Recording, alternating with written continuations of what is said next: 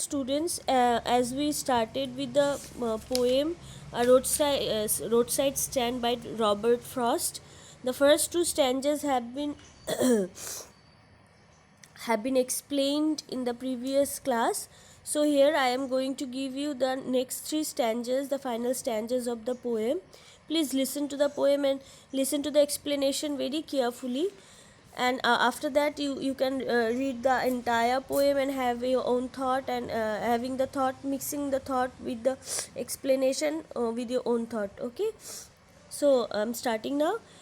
The third stanza starts with this way: it is in the news that all these pitiful kin are to be bought out and mercifully gathered in, to live in villages next to the theatre and the store, where they won't have to think for themselves anymore.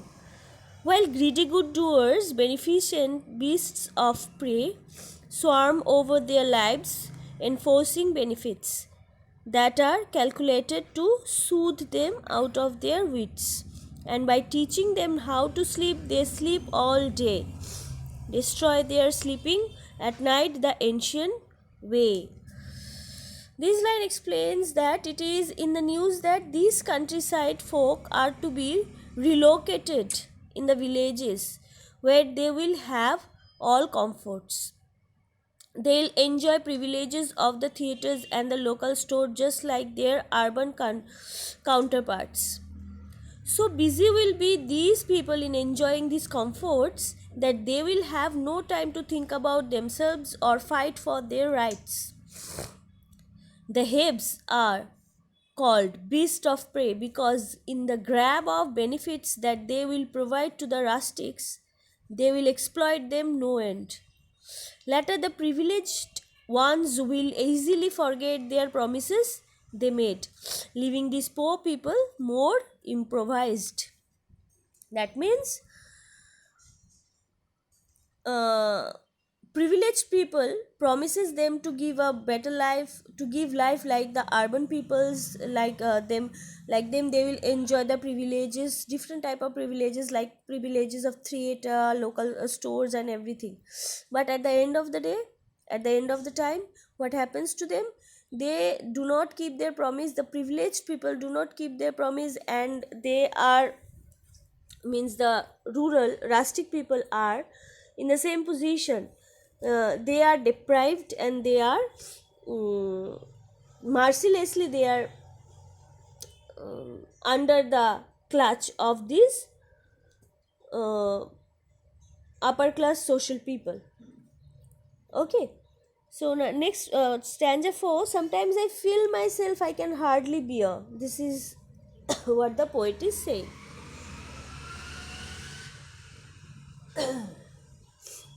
Sometimes I feel myself I can hardly bear the thought of so much childish longing in vain.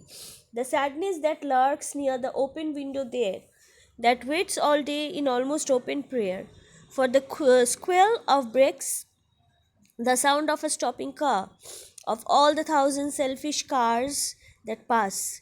Just want to inquire what a farmer's prices are. And one did stop, but only to plough up grass, in using the ear to back and turn around, and another to ask the way to where it was bound, and another to ask would they sell it a gallon of gas. They could not, this crossly.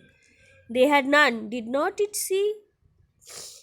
This line explains the poet is very disturbed and feels very helpless when he sees their childish longing for money which is never fulfilled.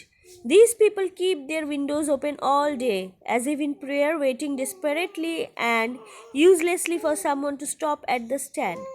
Sadness at their disappointment can be noticed all around the place when no one stops there.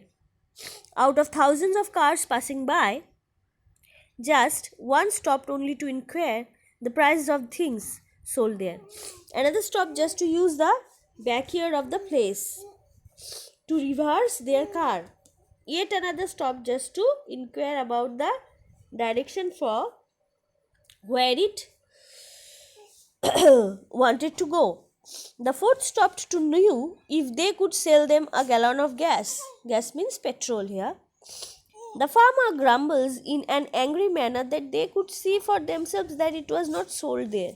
Actually, the country people are upset over the callous attitude of city dwellers. Moreover, it shows the contrast between the thinking of the city denizens and the stark reality of the rural people. Now, stanza 5. No, in country money, the country scale of gain, the requisite life of spirit has never been found. Or, so the voice of the country seems to complain.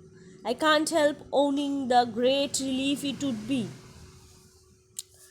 to put these people at one stroke out of their pain. And then, next day, as I come back into the scene, I wonder how I should like you to come to me and offer to put me gently out of my pain. Finally, the poet bemoans that the spirit to scale new heights, to break the shackles of economic dependency, is not present in the rustics. That is why they do not stop complaining against the economic inequalities. The poet strongly feels that the countryside people should be freed from the pain of poverty and deprivation. Next morning, when the poet gains his senses, he wonders, what if someone else thinks in the same manner for him, so that he is gently relieved from his pain and agony of seeing the miserable condition of these people. So this is the explanation of this of the other three stanzas of the poem. Please read it out and try to understand the meaning of it. How the poet has pathetically depicted the condition of these rural people.